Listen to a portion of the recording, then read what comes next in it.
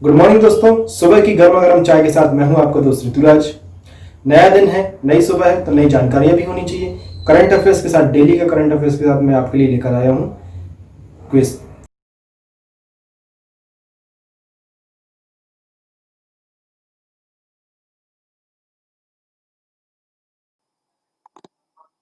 तो चलिए दोस्तों, स्टार्ट करते हैं आज की क्लास। देख लेते हैं देश और दुनिया के इतिहास में 24 अक्टूबर के दिन क्या प्रमुख घटनाएं हुई थी। 24 अक्टूबर के दिन सन 1605 में मुगल शासक जहांगीर ने आगरा में गद्दी संभाली थी। सन 1914 में स्वतंत्रता सेनानी और समाज सेविका लक्ष्मी सहगल जी का जन्म हुआ था।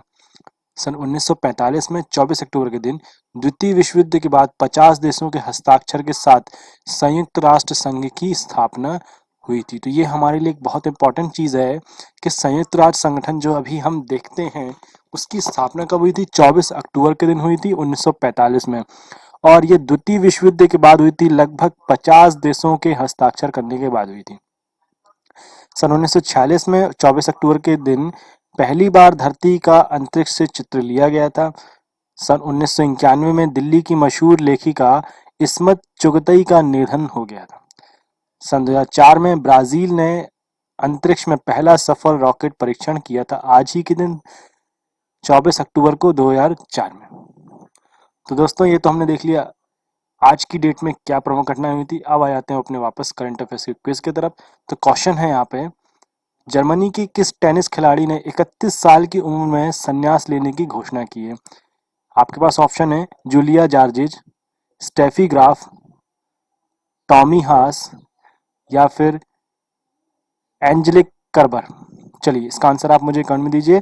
जर्मनी की किस टेनिस खिलाड़ी ने 31 साल की उम्र में संन्यास लेने की घोषणा की है? ऑप्शन है आपके पास Julia Georges, Steffi Graf, Tommy Haas या फिर एंजेलिक कर्बर। दोस्तों, आपसे मेरा निवेदन है कि अगर आपने मेरे चैनल को अभी तक सब्सक्राइब नहीं किया है तो प्लीज़ इस चैनल को सब्सक्राइब करिए और ज़्यादा से ज़्यादा शेयर करिए। और साथ ही साथ में अगर आपको वीडियो पसंद आता है तो लाइक करना ना भूलिए। चलिए, इसका आंसर दीजिए कमेंट में। और साथ ही में अगर आपको इन क्वेश्चंस के आंसर आते हैं तो प्लीज़ कमेंट में आंसर देते चलिए।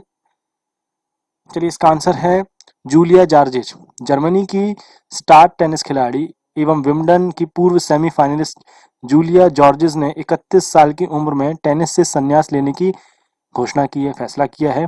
जूलिया 2018 में सर्वश्रेष्ठ 9वीं रैंकिंग पर पहुंची थी। उनका सबसे हालिया मैच फ्रेंच ओपन में जर्मनी की लारा सिगमंड के खिलाफ दूसरे दौर में था, जिसमें उन्हें हार का सामना करना पड़ा था। जूलिया विंबलडन 2018 के सेमीफाइनल में सेरेना विलियम्स से सीधे सेटों में हार गई थी।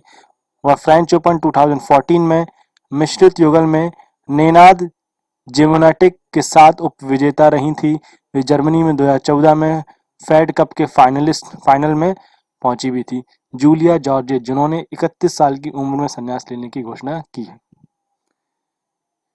चलिए, नेक्स्ट क्वेश्चन है, निम्न में से कौन सा राज्य कृषि कानून को लागू न करने वाला पहला राज्य बन गया है? ऐसा कौन सा स्टेट है जो कि कृषि कानून जो अभी हाल ही में पास हुआ है, जिसके ऊपर बहुत ज़्यादा बवाल भी मचा था, और हमारी एक केंद्रीय मंत्री थी हरसिमरत कौर जी, उन्होंने अपने मंत्री पद से इस्तीफा भी दिया था।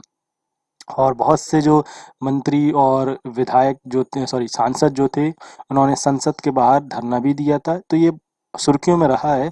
तो इसी की बात यहाँ पे कि ऐसा कौन सा राज्य है जिसने कृषि कानून जो है उसको लागू ना करना चुना है? ऑप्शन है आपके पास बिहार, झारखंड, पंजाब या फिर दिल्ली। चलिए, इसका आंसर आप मुझे कमेंट में दीजिए, क्या रहने वाला है। निम्न में से कौन सा ऐसा राज्य है जो कि कृषि कानून को लागू नहीं करना चाहता है?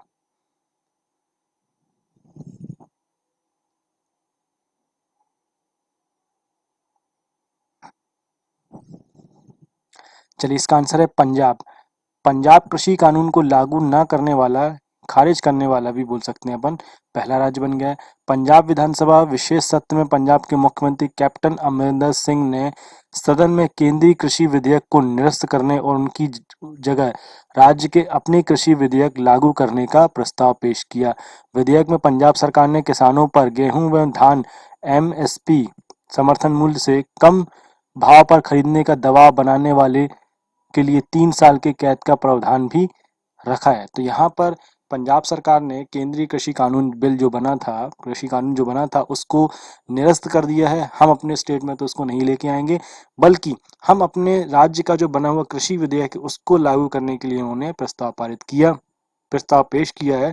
और साथ ही साथ में विधेयक में ये भी बात करी गई है कि किसानों पर गेहूं व धान की एमएसपी जो समर्थन मूल्य होता है उससे कम भाव पर खरीदने के लिए जो दबाव बनाते हैं, जो लोग, जो बिचौलिया होते हैं, जो जो यहाँ पे जो बड़े व्यापारी हैं, जो बोलते हैं कि आपको कम पैसे में हम आपसे धान खरीदेंगे, दबाव बनाते हैं, उन सभी के ऊपर 3 साल की जो कैद है, सजा है, उसका प्रावधान किया गया है। सीबीएसई की ओर से आयोजित होने वाली केंद्रीय शिक्षक पात्रता परीक्षा, जिसको सीईटी के नाम से भी जाना जाता है, की वैधता 7 साल से बढ़ाकर कितने साल कर दी गई है? चलिए इसका आंसर दीजिए कमेंट में, क्या रहने वाला है? 10 साल, आजीवन, 13 साल या फिर 20 साल।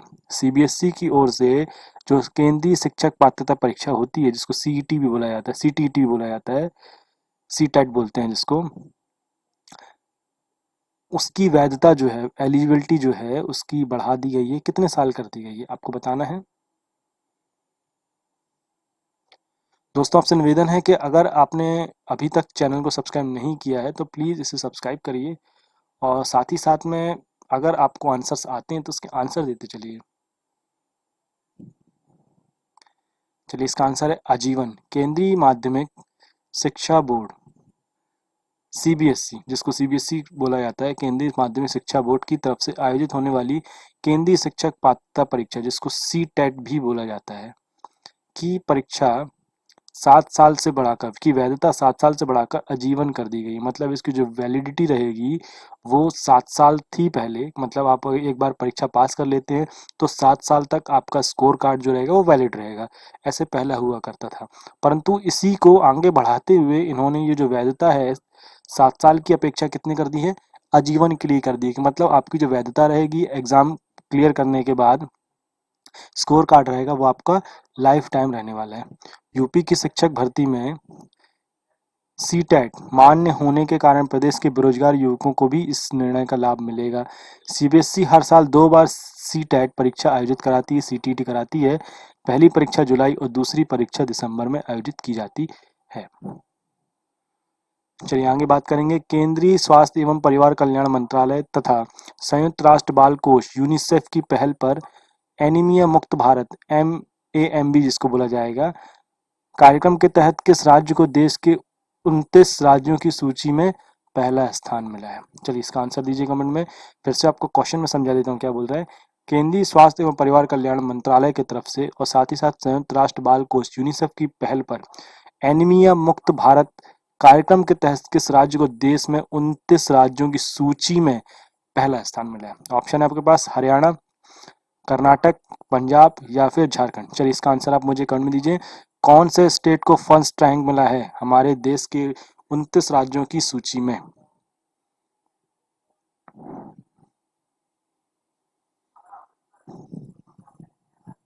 चलिए इसका आंसर है हरियाणा।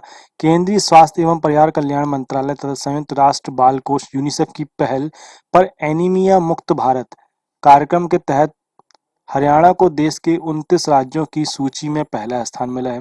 स्वास्थ्य एवं परिवार कल्याण मंत्रालय द्वारा इस संबंध में हाल ही में जारी सूची के स्कोर कार्ड में हरियाणा को 46.7 अंक के साथ एनीमिया मुक्त भारत सूचकांक में शीर्ष स्थान पर रखा है। एनीमिया का अर्थ होता है शरीर में खून की कमी होना। यह तब होता है जब शरीर में लाल रक्त के कणों, जिसको आरबीसी बोला जाता है, या कोशिकाओं के नष्ट होने की दर उनके निर्माण की दर से अधिक हो जाती है। तो आरबीसी जो होती है हमारी, उनका काम ही होता है कि ये लगातार बनती हैं और ख़त्म होती है, लगातार बनती हैं और टूटती हैं। तो बात ये होती है कि जब इनकी जो नष्ट होने की जो दर होती है, जो रेट होता है ख़त्म होने का, वो बढ़ जाता है और बनती कम है। इससे क्या होता है? खून की कमी होती जाती है हमें शरीर में। तो इसी को देखते हुए यूनिसेफ और केंद्रीय स्वास्थ्य मंत्रालय जो है, इसने एक कार्यक्रम आयोजित किया। इसको हमको ख़त्म करना है, इसको हमको एनीमिया जो रोग है इसको ख़त्म करना है। इसको आगे बढ़ाते हुए 29 राज्यों की सूची में हरियाणा को पहला स्थान मिला है।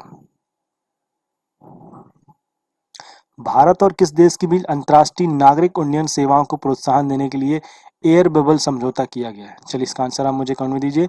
हाल ही में किस देश भारत और किस देश के अंतर्राष्ट्रीय नागरिक उड्डयन सेवाओं, मतलब जो बाहर से जो विदेशी यात्री आने वाले हैं उनके लिए एक सुविधा दी गई है, एक योजना बनाई गई जिसका नाम है एयर बबल। आपको बताना है कौन सा देश है वो। ऑप्शन है नेपाल, चीन, रूस या फिर बांग्लादेश। चलिए इसका आंसर दीजिए कमेंट में। भारत ने किस देश के साथ अंतर्राष्ट्रीय नागरिक उड्डयन सेवाओं को प्रोत्साहन देने के लिए एयर बबल समझौता किया गया है?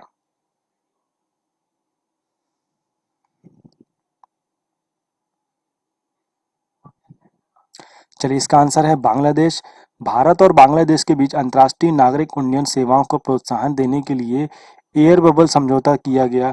नागरिक उड्डयन मंत्री हरदीप सिंह पुरी ने ट्विटर पर कहा कि भारत और बांग्लादेश के विमान दोनों देशों के बीच हर सप्ताह 28 उड़ानें संचालित करेंगे। उन्होंने कहा कि अब तक 18 देशों के साथ ऐसे ही एयर बबल समझौते किए जा चुके हैं। अभी कोरोना की वजह से, कोरोना समय जो चल रहा है इसकी वजह से हमारा अंतर्राष्ट्रीय उड़ानें जो हैं वो बंद पड़ी हुई हैं, परंतु जो इमरजेंसी सुविधाएं इसके लिए हमने एयर बबल सुविधा यूज़ की है, जो कि 18 देशों के साथ हमने लगातार जारी रखी हुई है, जिससे कि हम वहाँ पे अपने भारतीयों के लिए जो इमरजेंसी वाले हैं उनको आने जाने के लिए हम फ्लाइट को उपयोग करवा रहे हैं, मतलब फ्लाइट मौजूद हमारी जो है यहाँ पे हम यूज़ करवा पा रहे हैं।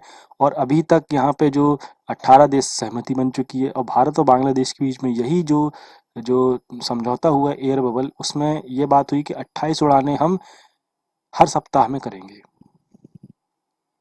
चलिए आगे बात करेंगे। हाल ही में किस राज्य सरकार ने बेहतरीन शिक्षण माहौल सुनिश्चित करने हेतु 80,000 सरकारी स्कूलों में स्मार्ट ब्लैक बोर्ड योजना लागू कर रही है? चलिए इसका आंसर दीजिए। कौन सा ऐसा स्टेट है जो डिजिटल इंडिया की तरफ बहुत तेजी से बढ़ रहा है और लगभग 80,000 सरकारी स्कूलों में स्मार्ट ब्लैक बोर्ड योजना लागू कर रहा है? ऑप्शन है आपके पास कर्नाटक, असम, तमिलनाडु या फिर झारखंड। चलिए इसका आंसर दीजिए मुझे कमेंट में, क्या रहने वाला है? 80,000 स्मार्ट ब्लैक बोर्ड, 80,000 सरकारी स्कूलों में स्मार्ट ब्लैक बोर्ड की योजना लागू करने वाला कौन सा ऐसा स्टेट है? चलिए इसका आंसर कमेंट में दीजिए। अगर आपसे आंसर आते हैं तो प्लीज़ आंसर कमेंट में ज़रूर देते चलिए और साथ ही साथ में बेल आइकॉन को क्लिक करिए, जिससे कि आपको आने वाले समय में नेक्स्ट वीडियो की नोटिफिकेशन लगातार मिलते रहे, क्योंकि हमारी क्लास जो है वो रेगुलर चलती है। रोज़ सुबह 5:30 बजे रेगुलर हमारे जो वीडियो है वो आपको मिलेगा, जिससे हम क्या करेंगे, डेली के डेली करंट अफेयर्स के क्विज को एनालिसिस करेंगे, पढ़ेंगे। और साथ ही साथ में एक चीज़ और आपके लिए चालू कर रहा हूँ मैं। हर सैटरडे शाम को आपको जो पूरा हफ्ते भर का जो करंट अफेयर्स की क्विज रहेंगी उसका रिवीजन रहेगा। जितने हमने क्वेश्चंस हफ्ते भर देखे थे उन्हीं को मैं रिवाइज करूंगा, जिससे क्या होगा, हम हफ्ते भर का रिवीजन करते चलेंगे। चलिए इसका आंसर क्या रहने वाला है? इसका आंसर रहने वाला है तमिलनाडु। तमिलनाडु सरकार बेहतरीन शिक्षा माहौल सुनिश्चित करने के लिए 80,000 सरकारी स्कूलों में स्मार्ट ब्लैक बोर्ड योजना लागू कर रही है। राज्य के स्कूल शिक्षा मंत्री के सेनकुट्टियन ने त्रिची में कहा कि यह योजना ऑडियो विजुअल शिक्षण प्रणाली के माध्यम से चलाई जाएगी। उन्होंने साथ ही साथ केंद्र सरकार के शिक्षा मंत्रालय की स्मार्ट क्लासरूम योजना 7 राज्यों के 5,000 स्कूलों में लागू की जाएगी, यहाँ पे ये भी इन्होंने बताया। चलिए आगे बात करेंगे। निम्न में से किस प्रसिद्ध अर्थशास्त्री ने Portraits of Power Half a Century of Being at Ringside नामक अपनी आत्मकथा का विमोचन किया है? चलिए इसका आंसर आप मुझे दीजिए कमेंट में, क्या रहने वाला है? निम्न में से किस प्रसिद्ध अर्थशास्त्री ने Portrait of Power Half a Century of Being at Ringside नाम की अपनी आत्मकथा का विमोचन किया है? आपको बताना है वो अर्थशास्त्री कौन है। ऑप्शन है आपके पास नंद किशोर सिंह जी, रघुराम राजन, अरविंद सुब्रमण्यम या फिर मनमोहन सिंह जी।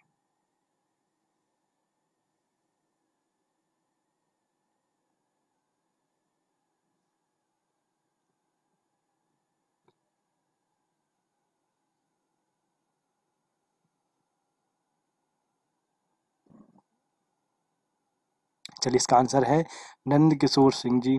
जाने माने अर्थशास्त्री नंद किशोर सिंह ने Portraits of Power Half a Century of Being at Ringside नामक अपनी आत्मकथा का विमोचन किया। यह पुस्तक एन.के. सिंह के जीवन के बारे में बतलाती है। NK सिंह मतलब नंद किशोर सिंह जी के जीवन के बारे में बतलाती है, जिन्होंने भारतीय अर्थव्यवस्था के विकास में सक्रिय भूमिका निभाई। वे वर्तमान में 15वें वित्त आयोग के अध्यक्ष के रूप में सेवारत भी हैं। इस पुस्तक का प्रकाशन रूपा पब्लिकेशन इंडिया द्वारा किया गया है। भारत और किस देश के बीच कोयले के बारे में 5वें संयुक्त कार्यदल JWG बैठक में 5 नवंबर 2020 को आयोजित होने वाली है। आपको बताना है भारत और किस देश के बीच में एक संयुक्त कार्यदल की बैठक होने वाली है 5 नवंबर के दिन। कौन सा वो देश है? ऑप्शन है आपके पास नेपाल, पाकिस्तान, रूस या फिर इंडोनेशिया। भारत और किस देश के बीच कोयले के बारे में 5वें संयुक्त कार्यदल की बैठक जो होने वाली 5 नवंबर को होने वाली है, वो देश कौन सा है?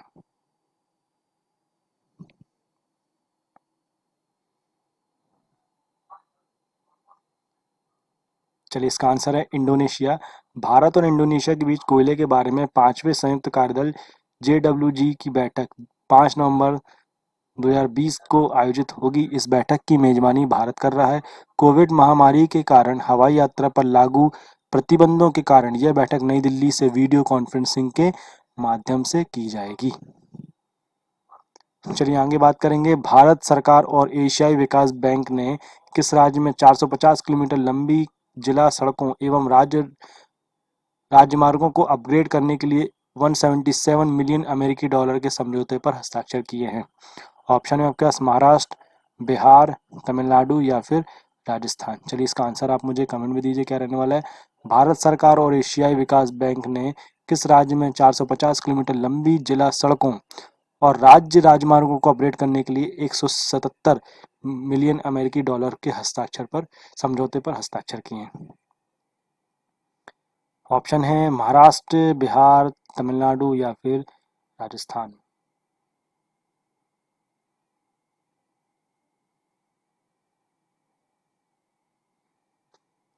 चलिए, इसका आंसर है महाराष्ट्र। भारत सरकार और एशियाई विकास बैंक ने महाराष्ट्र में 450 किलोमीटर लंबी जिला सड़कों और राजमार्गों को अपग्रेड करने के लिए 177 मिलियन अमेरिकी डॉलर के समझौते पर हस्ताक्षर किए। वित्त मंत्रालय के तहत संचालित आर्थिक मामलों के विभाग, महाराष्ट्र राज्य सड़क सुधार परियोजना और ADB के बीच ऋण समझौते पर हस्ताक्षर किए गए। इन शहरों से शहरी और ग्रामीण क्षेत्रों के बीच संपर्क बेहतर होगा। यह ग्रामीण क्षेत्रों के बाजारों तक बेहतर पहुंच प्रदान करेगा। इसके अलावा सड़कों से गतिशीलता और आजीविका के अवसरों में भी सुधार होगा। चलिए, नेक्स्ट क्वेश्चन है। भारत सरकार ने घोषणा की कि किस देश की नौसेना नवंबर 2020 में होने वाली मालाबार अभ्यास में शामिल होगी? चलिए, आप ऑप्शन है आपके पास ऑस्ट्रेलिया, नेपाल, रूस या फिर पाकिस्तान। भारत सरकार की ने घोषणा की है कि किस देश की नौसेना नवंबर 2020 में होने वाली मालाबार अभ्यास में शामिल होगा। कौन सी देश की नौसेना शामिल होने वाली है?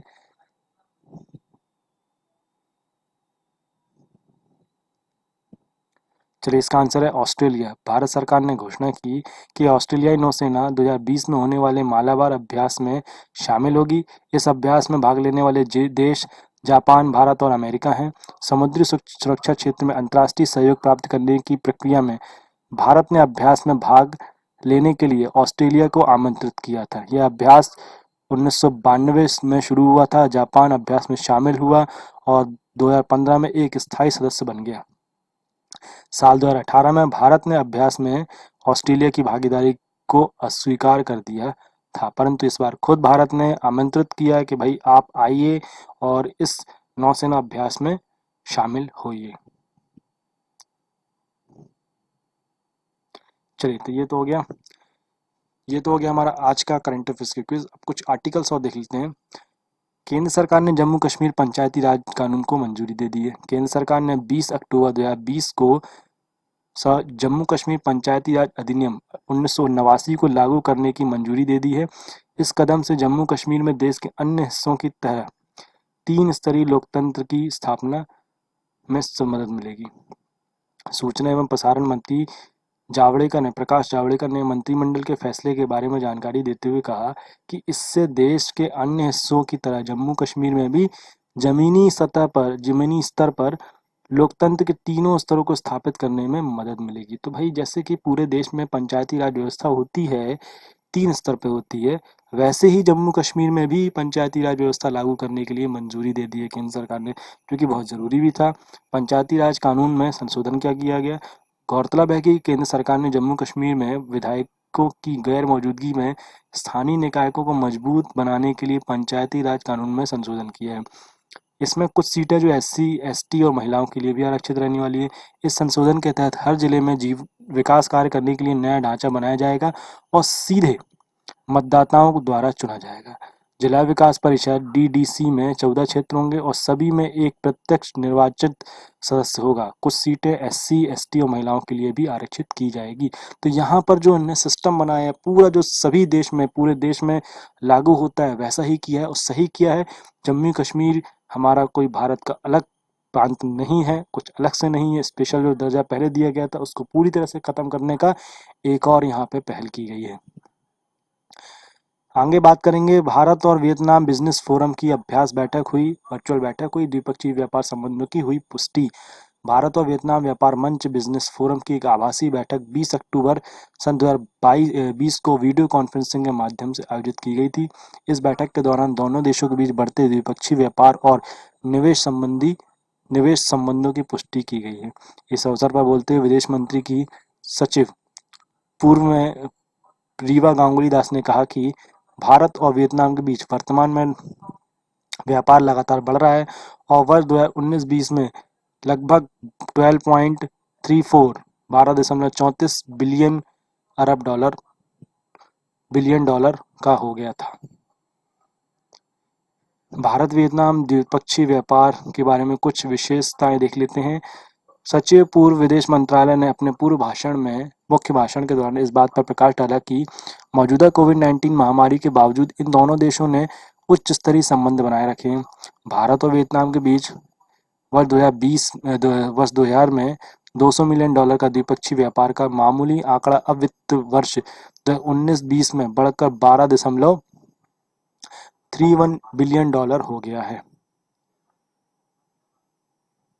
भारत ने वियतनाम तक निर्यात टोकरी में मत्स्य उत्पादन, गौजाति मांस, कपास, फार्मास्यूटिकल और स्टील शामिल हैं, जबकि वियतनाम से भारत में आयात के तौर पर mobile phone, electronic hardware, computer, electrical machineries, उपकरण, प्राकृतिक रबर, रसायन, कॉफी जैसे पदार्थ भी शामिल हैं।